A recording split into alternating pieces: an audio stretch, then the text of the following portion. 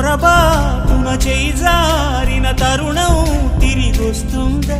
ప్రతి పూటొక పుటలా తన పాఠం వివరిస్తుందా? మన కోసమే తనలో తను రగిలే రవి తపనంతా కనుమూసిన తరువాతనే పెను చీకటి చెబుతుందా? కడతేరని పయనాలెన్ని, పడదోసిన ప్రణయాలెన్ని అని తిరగే ఛాయా చరిత పుటలు, వెను చూడక ఉరికే కథలు, తమ ముందు తరాలకు స్మృతుల చితులు అందించాలా ప్రేమికులు. ఇది కాదే విధిరాత, అనుకోదేం ఎదురీత.